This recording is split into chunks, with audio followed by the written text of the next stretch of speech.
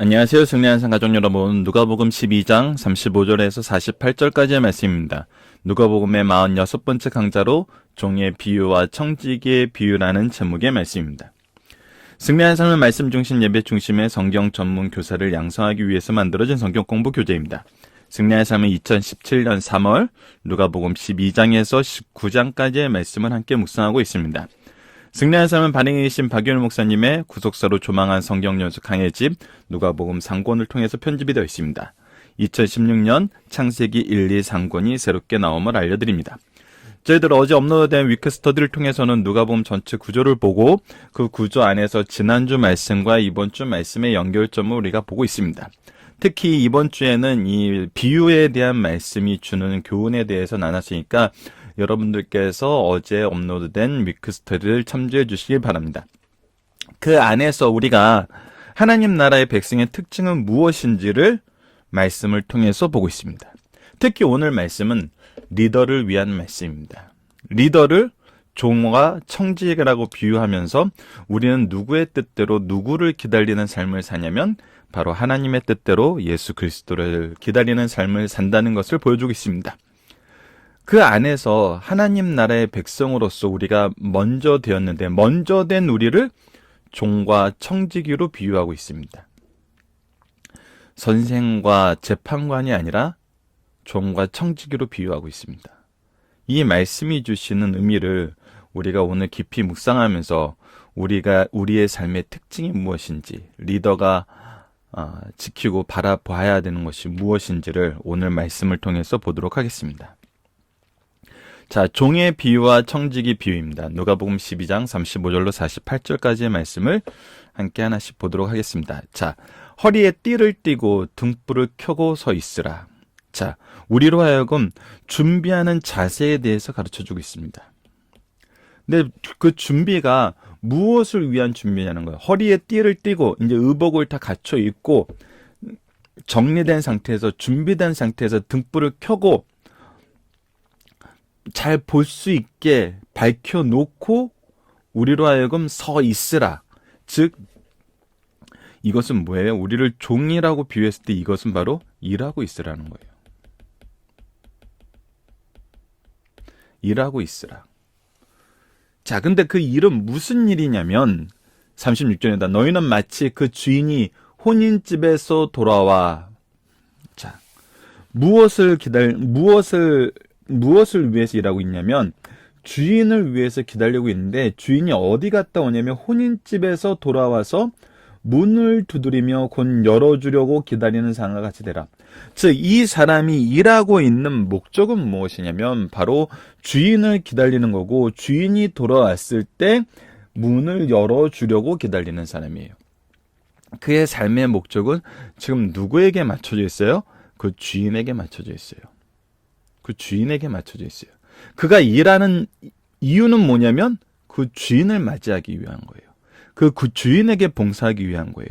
우리의 삶이 이것은 우리가 소율의 문답에서도 분명히 드러났는데 우리의 삶이 내가 아닌 누군가를 위한 삶이라고 해도 그것이 하나님을 위한 것이 아니면 우리 주님을 위한 것이 아니면 이것은 우리 중심의 삶이라는 거예요.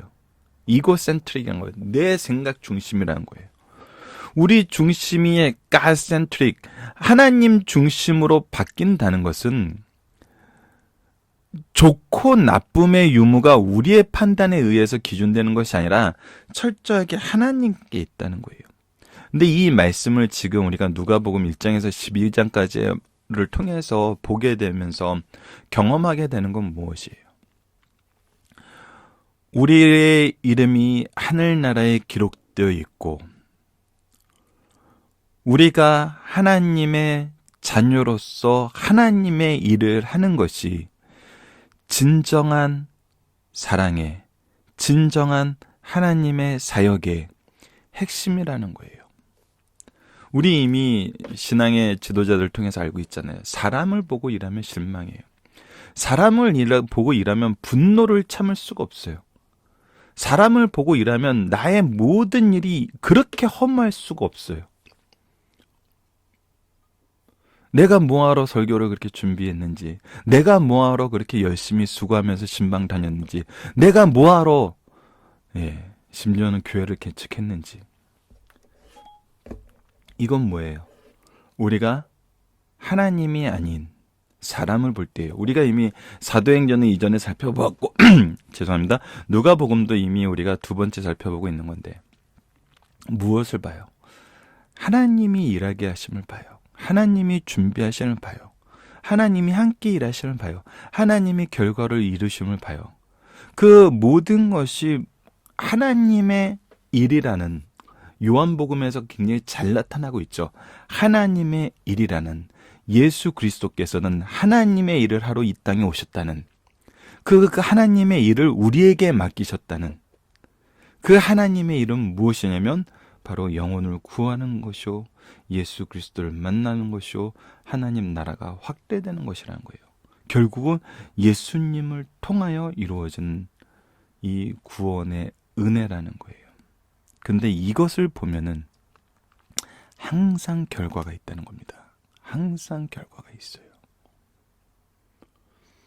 그래서 오이코스 전도훈련을 가르치신 목사님이 얘기하시던 것이 맞아요. 성경적으로 정말 맞아요.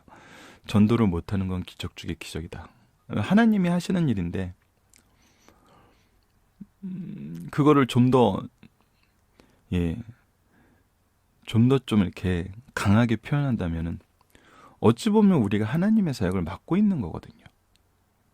하나님은 하나님 나라의 확장을 이루시는데 우리가 그 확장을 막는 거예요. 그것이 잘못된 종의 모습이라는 거예요. 그래서 우리의 모습은 철저하게 주님을 기다리는, 주인을 기다리는, 주인을 맞이하는, 주인을 바라보는, 주인의 기준에 의한 그런 삶의 자세를 가져야 된다는 거죠. 근데 이때 모든 것이 주인을 통해서 우리에게 주어짐을 37절에서는 얘기하고 있습니다. 37절은 너무나 놀라운 말씀입니다. 이 세상의 말씀이 아니에요. 이 세상의 기준으로 주어지는 말씀이 아니에요. 이 세상의 개념으로는 있을 수 없는 말씀이에요. 37절을 봅시다. 주인이 와서 깨어 있는 것을 보면 그 종들은 복이 있으리로다. 야, 여기까지는 괜찮아요. 야, 네가 날 정말 사랑하는구나. 네가 이렇게 나를 위해서 준비하고 기다리고 있었구나. 여기까지는 가능해요. 세상에서도 가능한 것 같아요. 근데 내가 진실로 너에게 이루는 주인이 띠를 띠고 그 종들을 자리에 앉히고 나와 수종들리라. 나를 맞이해주는 그 종을 위해 띠를 띠고 내 옷을 정갈하게 젖고 일하는 자세로서, 일꾼의 자세로서 그 종들을 자리에 앉히고, 자신의 자리에 앉히고, 영광의 자리에 앉히고 주인이 수종들겠다는 거예요. 뭐 했어요 지금 종이? 단순히 기다리고 문 열어줬어요. 주인을 사랑한 거예요. 주인을 위해서 일하는 것이 삶의 기쁨이었던 거예요. 그런데 그것의 결과가 뭐예요? 주인이 종을 수종들어 준다는 거예요. 이것이 바로 하나님이란 겁니다. 이것이 우리가 경험해보지 못하는, 상상해보지 못하는 바로 우리 주인의 본 모습이고 우리 주인이 우리에게 주시는 거란 겁니다. 그래서 우리에게 얘기합니다. 이 하나님과의 관계, 우리 주님과의 관계, 우리가 어떻게 대해야 되냐면 38절입니다. 주인이 혹 이경이나 혹 상경에 이르러서도 종들이 그같이 하고 있는 것을 보면 그 종들은 복이 있으리로다. 근데 주인이 언제 올 줄 모른다는 거예요. 자, 이경이나 상경은 로마식으로 하면은 이제 12시에서 새벽 대여섯 시까지, 유대식으로 하면 이제 9시에서 한 새벽 2, 3시까지. 그러니까 일반적으로 고대 사회는 불이 없겠었죠. 지금 전기로 인해서 24시간이 밝은 우리의 세대에서는 이 9시의 개념도 굉장히 다르죠. 9시면 대낮이죠. 근데 과거 사회는 어땠어요? 예, 전기가 없었어요. 불이 없었어요. 이미 모든 것이 일반적인 상황에서는 휴식에 들어가는 그 시간이에요. 근데 그때도 다른 사람들이 다 쉬는 그때도 주인을 기다리고 주인을 사모하고 주인을 영접하기 위해 깨어있는 그들이 복이 있다는 거예요. 자, 39절입니다. 너희도 아는 바 집 주인이 만일 도둑이 어느 때 이를 줄 알았다면 그 집을 뚫지 못하게 하였으리라. 그러므로 너희도 준비하고 있으라. 생각하지도 않은 때에 인자가 오리라 하시니라. 그래서 우리가 수고하는 것이, 주인을 위해서 수고한다는 것은 우리에게 분명한 확실한 사실은 뭐냐면 주인이 오신다는 거예요. 근데 불확실한 사실은 뭐예요? 언제 오지 못한다는 거, 언제 오는지 알 수 없다는 거예요. 그렇다면 우리는 일하는 것이, 우리가 삶을 사는 것이 무엇을 기준으로 살아야 되냐면 확실한 것을 기준으로 살아야 된다는 거예요. 주인은 오셔. 그 주인이 올 때를 준비해야 돼요. 이것이 이제 우리의 삶의 모습이라는 겁니다. 자, 주인과 종의 관계. 주인이 칭찬하는 종의 모습. 예수님이 가르쳐주는 우리 리더들의 모습이라는 거예요. 왜 이것이 리더의 모습으로 연결이 되냐면 바로 이 베드로의 질문 때문에 우리 리더의 말씀인 것이 더욱더 분명하게 드러납니다. 자, 베드로가 이 말씀을 듣고 이상한 생각을 했어요. 자, 41절을 봅시다. 베드로가 여짜오되 주께서 이 비유를 우리에게 하십니까? 모든 사람에게 하십니까? 예수님의 종된 것은 주인이 수종 들어주는 그런 복된 종된 것은 우리만입니까? 아니면은 모든 사람들도 그럴 수 있는 겁니까? 자, 우리는 이 질문이 우리가 가장 주의해야 되는 질문임을 이 본문 말씀이 가르쳐 주는 것을 보게 됩니다. 자, 우선 예수님이 설명하시는 걸 들어보면 이 질문에 대한 답이 아니신 것 같아요. 주께서 이르시되 지혜 있고 진실한 청지기가 되어 주인에게 그 집 종들을 맡아 때를 따라 양식을 나눠둘 자가 누구냐 하시니라. 우리에게 하신 거예요? 모든 사람에게 하신 거예요? 이거에 대한 대답은 뭐예요? 이것은 너희들에게 한 것이다, 아니면 모든 사람에게 한 것이다. 왜? 질문이 그런 질문이었으니까. 근데 이 질문이 가지고 있는 성격을 예수님은 아시는 거예요. 이 질문에 대한 답이 너희다, 모든 사람이다. 이것으로 결정이 되면은 베드로의 생각은 어느 방향으로 가겠어요? 어느 방향으로 가겠어요? 야, 우리처럼 예수님을 너희들을 위한 것이다라 그러면은 무엇이 돼요? 야, 우리처럼 예수님 따르는 사람이 되지 않으면 너희들은 이런 종과 이런 하나님과의 관계가 맺어질 수 없어. 그 반대의 경우에도 마찬가지예요. 모든 사람에게라고 얘기한다면은 너희들 하나님과 우리의 관계가 뭔지 알아? 바로 이런 관계야. 뭐 하는 사람이 되는 거예요? 예. 이 말씀을 가지고 평가하고 판단하는 사람이 되는 거예요. 베드로가 이 질문을 한 이유는 뭐냐면 이 질문을 어떤 삶의 행동의 규범과 기준으로 만들어서 율법이라는 율법주의 안에서 만들었던 그런 율법주의적인 판단 기준으로 만들어서 내가 뭐 하겠다는 거예요? 내가 재판관이 되겠다는 거예요. 이건 너무나 위험하거든요. 너무나 위험해요.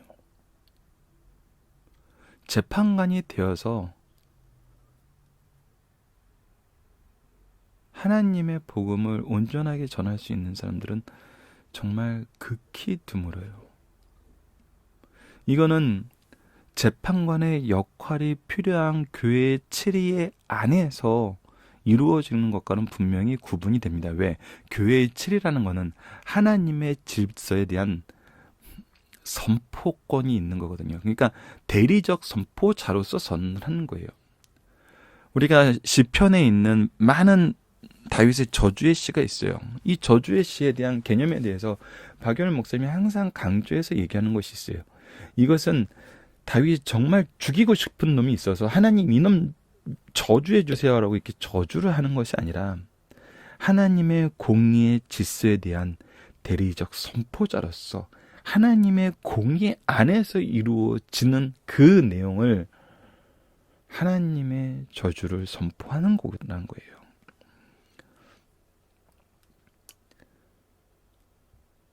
자, 그래서 주님이 베드로의 질문에 대해서 이 질문이 잘못된 것을 너가 지금 무엇으로 나아가려고 하는지를, 이거는 어떻게 보면 유대 율법주의 사회에서 어떻게 보면은 자연스럽게 몸에 체득되어 있는 그런 문화적인 속성일 수도 있어요. 왜냐하면 우리가 복음이 이제 말씀이 말라기서에서 끝나서 마태복음으로 이어지는 그 기간을 정말 중간계라 그러고 굉장히 암흑계라 그러는데, 이 당시 이때 어떤 일이 있어요. 이스라엘이 한 번도 그들의 땅에서 평안과 안식을 얻은 적이 없었어요.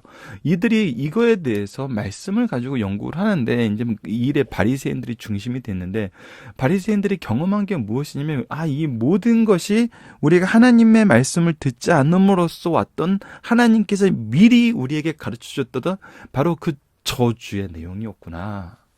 이것을 말씀을 통해서 깨달았어요. 그래서 무엇을 하게 되냐면 이 말씀을 철저하게 지키는 삶의 규범을 만들어 나가요. 그것이 뭐예요? 이제 바로 장로들의 유전들이었던 거예요. 이것이 지금 예수님에 의해서 드러나는 것이 뭐예요? 하나님의 본뜻과 다르다는 거, 하나님의 정신과 다르다는 거예요. 근데 이러한 삶을 계속 살아왔어요. 이것이 한 문화가 되어서 유대교라는 종포로 발전하게 되었어요. 우리는 유대인들이 유대교인 거, 이스라엘 사람들은 다 유대교인 거를 당연히 여기지만, 어떤 이런 유대교적인 종파로 발전되는 것은 이때로 보고 있거든요, 학자들은.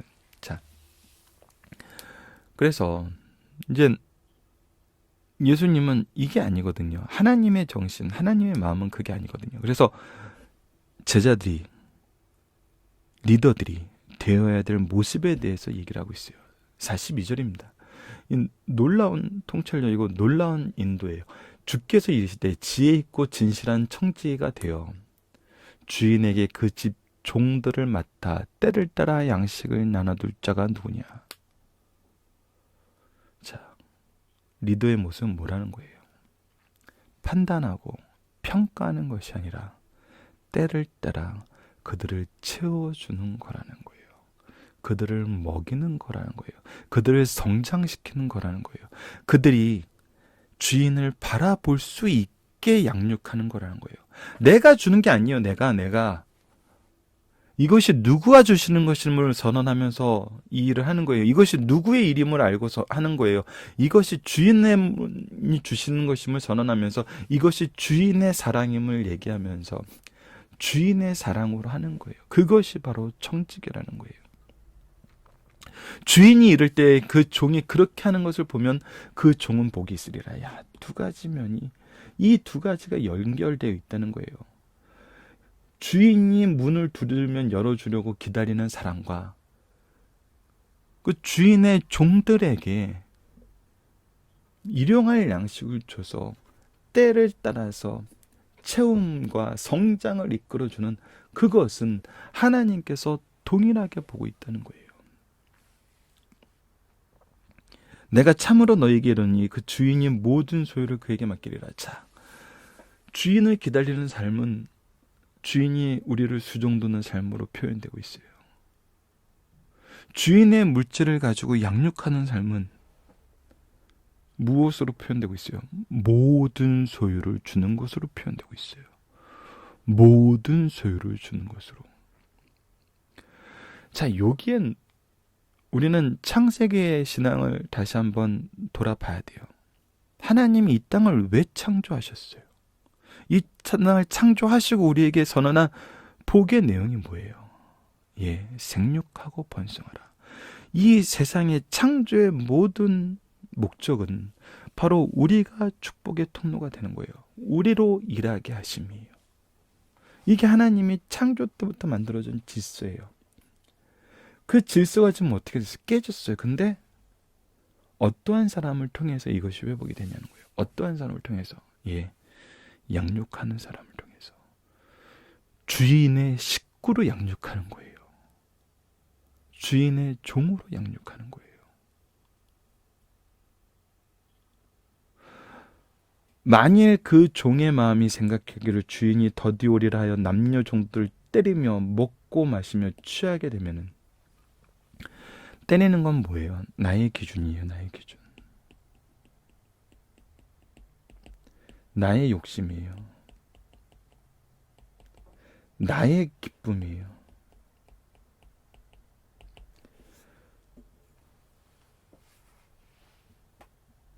잘못된 거죠. 나의 기준으로 때리고 나의 욕심으로 먹고 마시고 나의 기준으로 취하게 되는 거예요. 이거에 대해서 분명히 얘기했습니다. 46절 생각하지 않은 날 알지 못하는 시각에 그 종이 주인이 이르러 엄히 때리고 신실하지 아니한 자는 자의 받을 벌을 처하리라.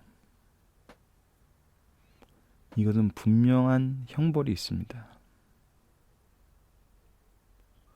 우리가 누군가를 양육하는 것이 아니라 누군가를 넘어지게 하고 무너지게 하는 자였다면은, 우리가 누군가를 성장시키는 사람이 아니라 누군가를 판단하고 평가하는 사람이었다는 것은 굉장히 주의하고 조심해야 될 일입니다. 여러분들, 여담이지만 예전에 제가 군대를 제대하고 영어 공부에 좀 관심이 있어서 학원을 간 적이 있었어요. 한국의 최고의 학원이라는 곳이었는데, 그 당시에는, 지금은 많이 쇠락할 수밖에 없죠. 그런 교육 시스템을 가지면 쇠락할 수밖에 없어요. 외국인들이 와서 각자 학원에서 정해준 커리큘럼이 있는데 그 학원의 커리큘럼을 그 외국인들이 한 명도 안 따라요. 6단계 레벨까지 한 3명 정도가 이제 반을 맞는데 다 자기가 하고 싶은 것만 해요. 내가 볼 때는 영어가 되는 애들은 영어를 하는 거고, 영어가 안 되는 것은 하나도 배울 게 없어요. 그리고 한 달 후에 평가만 해요. 그래, 이놈은 이럴 수 있겠지. 다음 단계로 올라와서 3단계에서 다른 애를 만났어요. 다른 네이티브 강사를 만났어요. 참. 이 앞전에 했던 애가 하는 거 똑같이 해요. 학원에는 커리큘럼이 있는데 커리큘럼에 맞춰서 진행되지도 않고 어떤 성장을 위해서 노력하지를 않아요. 전혀 노력하지를 않아요. 근데 한 달에 한번 평가만 해요. 자기는 놀면서, 수고하지 않으면서, 돌보지 않으면서. 진짜 대놓고 욕을 했어요, 제가. 뭐 하는 거냐? 너희들 학원 커리큘럼도 안 따르고 수고도 안 하고 너희들은 평가만 한다고. 그러니까 영어가 되는 애들은 와서 좀 더 하고 가는 거고. 그래서 제가 그 다음부터는 그 학원을 후배들한테 가지 말라 그러고, 유일하게 너희들이 그래도 할 만한 거는 좀 가격은 비싸지만 1시간씩 프리토킹하는 반이 있는데, 그거는 많이 들어와 봐야 뭐 2명 정도니까 둘이서 1시간을 나눠서 하면 최소한 30분은 네이티브랑 영어로 대화할 수 있으니까, 그나마 그것도 이야기도 잘 이끌지도 못해요.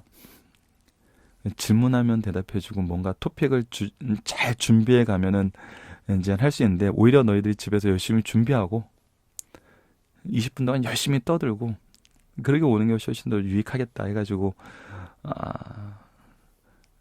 얘기한 적이 있는데, 이거는 뭐냐면 양육하지 않고 평가만 하려는 사람이 있어요. 어디에나 있어요. 되는 놈만 데려가려는 경우가 있어요. 한국 교회가 아니라 한국 대학이나 이제 직장의 시스템에 대해서 이 그리스도적인 정신, 이 성경적인 가치를 아는 분들은 하는 얘기가 그거예요.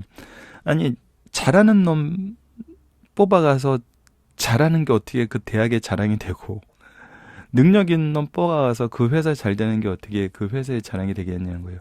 회사는 우선 이익 집다니까 제껴놓더라도 우리나라의 상위권 대학들이 도대체 오히려 한국의 최고의 학생들, 최고의 수준의 학생들을 데려다가 가르치는데 전 세계적으로 보면은 정말 수준 미달의 학생들을 배출하고 있는데 오히려 잘하는 애를 데려가서 그러면서도 한국 안에서는 계속 최고의 대학들이라고 자랑하는 것은 이미 잘하는 애들 뽑아갔는데 그렇게 안 되는 게 더 웃긴 거 아니냐고.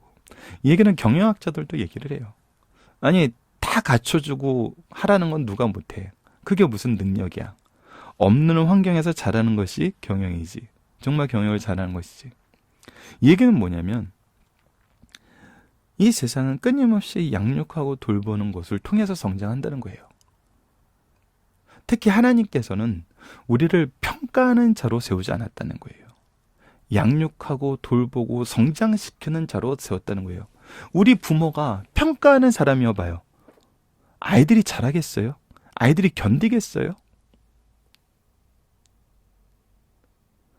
단 하나의 진보도 이루어내지 못해요. 단 하나의 성장도 이루어내지 못해요. 아니 갓난아기가 도대체 평가를 받아서 그걸 어떻게 견뎌요? 넌 몇 시에 자고 몇 시에 일어나야 된다. 갓난아기가 그걸 어떻게 해요? 그것이 되는 과정에서 수많은 양육과 돌봄이 있었어요. 잠자는 거, 밥 먹는 거 하나도 수년에 이르는 양육과 돌봄이 있었어요. 이것이 부모들은 다 경험하는 거잖아요. 우리의 신앙도 마찬가지라는 거예요. 우리의 영적인 교육도 마찬가지라는 거예요. 우리의 사명도 마찬가지라는 거예요. 강요하고 평가하는 것이 아니라 가르치고 돌보고 양육하는 거라는 거예요. 베드로의 질문은 무엇을 위한 질문이냐면 평가를 위한 질문이었다는 거예요. 예수님의 대답은 무엇을 위한 대답이냐면 양육을 위한 대답이었다는 거예요. 이 양육의 잘못되는 거에 대해서 45절에서는 뭐라고 얘기해요? 이거에 대한 심판을 얘기하고 계신다는 거예요.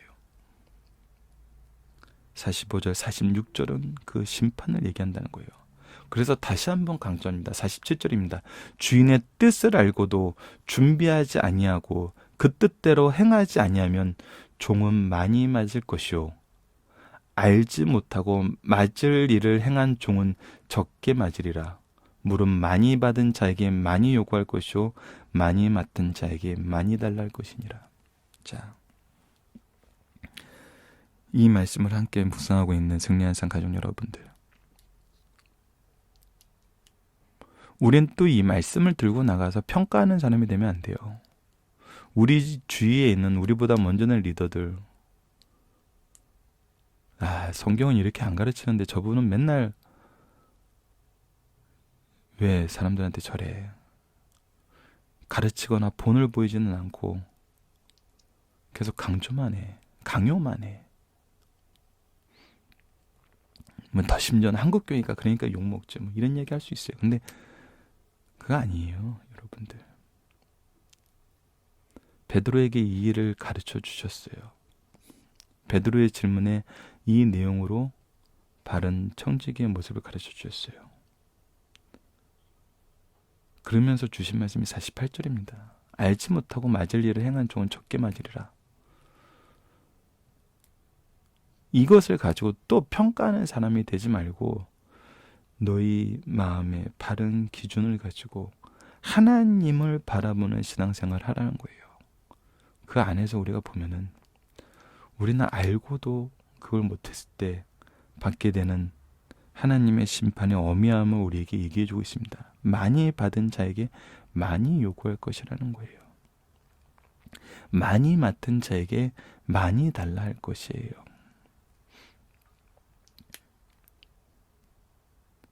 우리는 이제 이 말씀을 알았어요. 우리는 어디를 가거나 이거를 가지고 평가하는, 판단하는 사람, 재판하는 사람이 되어서는 안 돼요. 고발하는 사람이 되어서는 안 돼요. 뭐 하는 사람이 돼야 돼요? 이 일을 바로 실천하는 사람이 되어야 돼요. 이 일대로 양육하는 사람이 되어야 돼요. 이 일대로 주님을 기다리는 사람이 돼야 돼요. 그랬을 때 어떻게 됩니까? 오늘 본문의 약속이 이루어진다는 겁니다. 우리를 중심으로, 우리를 통해서 하나님은 일하시고 우리를 영화롭게 하십니다. 주인의 자리에 앉혀서 직접 수종 들어주시고 하나님의 일에 모든 능력과 은혜를 우리에게 허락해 주셔서 우리로 하여금 돌보게 하신다는 겁니다. 하나님 나라가 확장되게 하신다는 겁니다. 자, 본문 묵상하기를 보도록 하겠습니다. 종의 가장 중요한 사명은 무엇인가요? 36절과 40절입니다. 바로 기다리는 거예요. 주인을 기다리는 거예요. 종이 주인에게 복을 받은 이유와 내용은 무엇입니까? 기다렸던 거예요. 사모했던 거예요. 그것이 삶의 최우선이 되었던 거예요.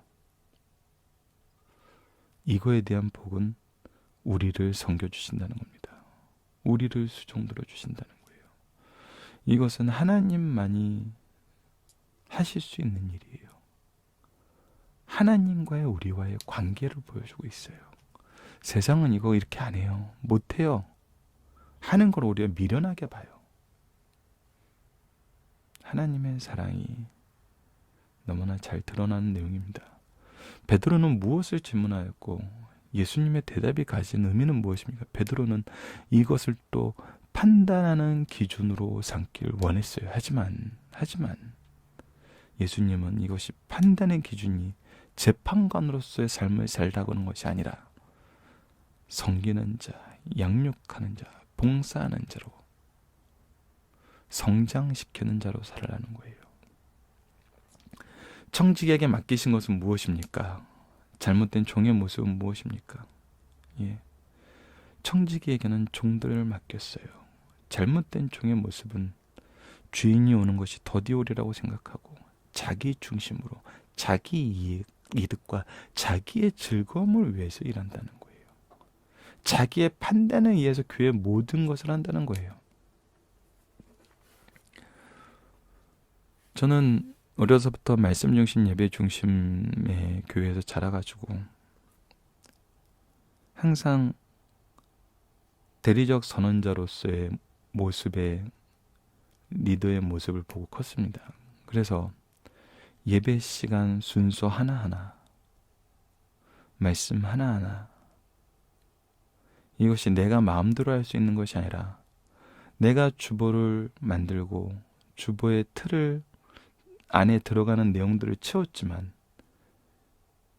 이 시간이 선포되는 거, 이 순서는 바로 하나님이 정한 것으로 알고 나도 이 순서에 순종하는 모습으로 사는 것이 리더의 모습이라고 배웠어요.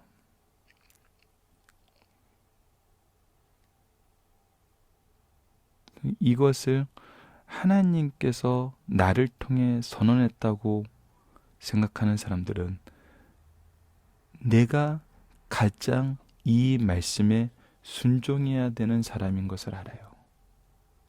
내가 정하고 내가 선언한 사람이니까 내가 마음대로 하는 거야 라고 얘기하는 것이 아니라 나를 통해서 선언하게 하셨으니까 내가 가장 순종해야 되라는 거예요.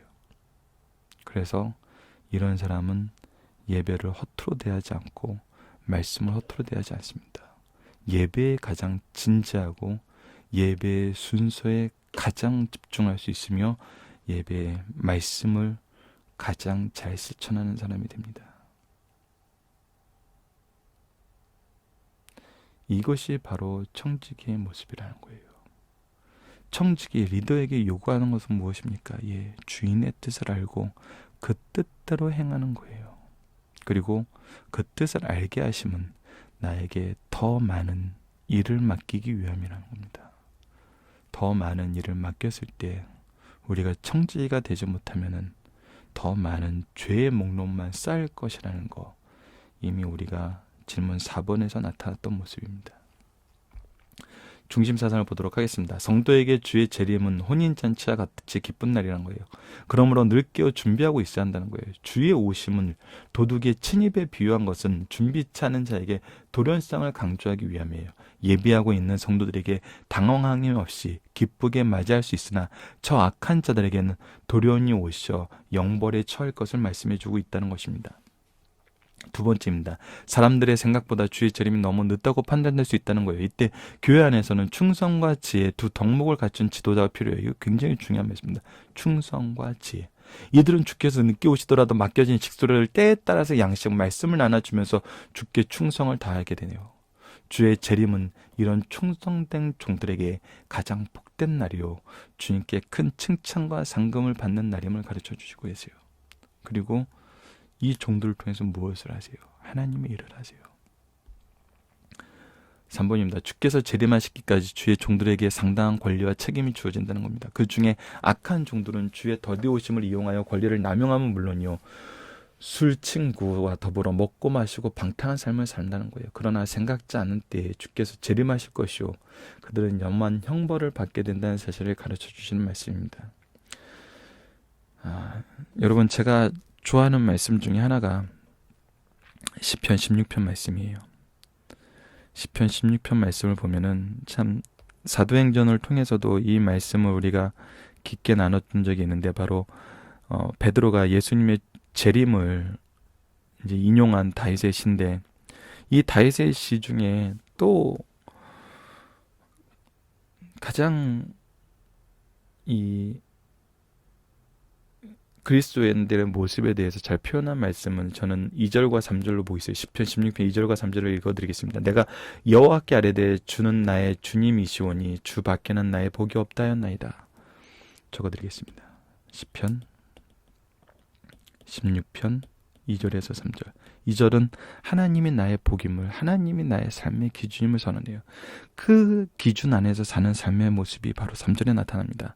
땅에 있는 성도들은 존귀한 자들이니 나의 모든 즐거움이 그들에게 있도다. 내가 하나님이 복의 근원이고 하나님의 백성으로, 하나님의 자녀로, 하나님의 종으로 살 때 나의 복음, 나의 복의 기쁨의 제목은 무엇이냐면 바로 이 땅에 있는 성도들이라는 거예요. 성도의 교제, 성도의 모임이 우리의 가장 행복한 거란 거예요. 이게 바로 교회의 모습이거든요. 그들이 하나님 앞에 바로 서는 것이, 하나님의 말씀으로 양육하는 것이 가장 행복한 것이란 겁니다. 자, 살펴보기 정답 여러분들 카페를 통해서 확인해 주시고요. 적용하기 문제도 바로 리더의 문제와 같이 우리가 누가복음 19장 이미 말씀을 참고해 봤는데, 9장의 말씀을 보면은 우리가 이 부분을 본문을 묵상할 때도 나눴던 부분인데, 제자들을 파송하신 것과 오병이어 기적에서 제자들을 쓰신 모습이에요. 거기에 예수님은 제자들에게 두 가지 명령을 하세요. 첫 번째는 2절입니다. 2절에서 파송하세요. 파송하는 건 복음을 전파하라는 거예요. 그리고 13절에서는 너희가 먹이라, 너희가 먹을 것을 주라 그래요.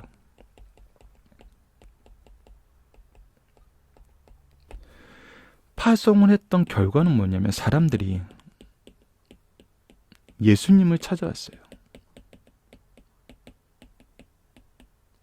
그래서 우리가 복음을 전하는 것은 사람들이 예수님을 만나게 하는 거예요. 예수님을 알게 하는 거예요. 예수님과 교제하게 하는 거예요. 예수님을 믿고 의지하게 만드는 거예요. 근데 여기서 끝내지 않으세요. 무엇을 하세요? 먹을 것을 주라 하세요. 우리를 통해서 그들을 먹이시려는 하나님의 방법을 제자들에게 경험하게 하세요. 그래서 예수님이 제자들에게 했던 두 명령, 초대하라, 선포하라, 이거는 초대로 이어집니다. 그리고 먹이라, 이것은 양육으로 이어집니다. 이 일이 누구의 일이에요? 이 일이 예수님 일이에요. 근데 예수님이 이 일을 누구를 통해서 했어요? 제자들을 통해서 했어요. 이 일을 지금 누구를 통해서 하시겠다면 바로 여러분과 승리한 삶 모든 가족들과 모든 성도들을 통해서 이 일을 하시겠다는 겁니다. 자, 말씀을 기초로 기도하기를 통해서 마치겠습니다. 하나님, 우리가 깨어서 주님의 오심을 사모하는 귀한 교회와 가정을 이루게 하여 주시고 우리의 제자들에게, 자녀들에게 예수님의 오심을 가르치고 기다릴 수 있도록 양육하게 하여 주소서. 이 일을 위해 우리에게 허락하신 모든 은혜로 이들을 부르고 채우게 하여 주소서. 이 모든 일에 약속하신 은혜를 의지하며 우리를 이끌어 주시길 간구합니다. 예수님 이름으로 기도드립니다. 아멘.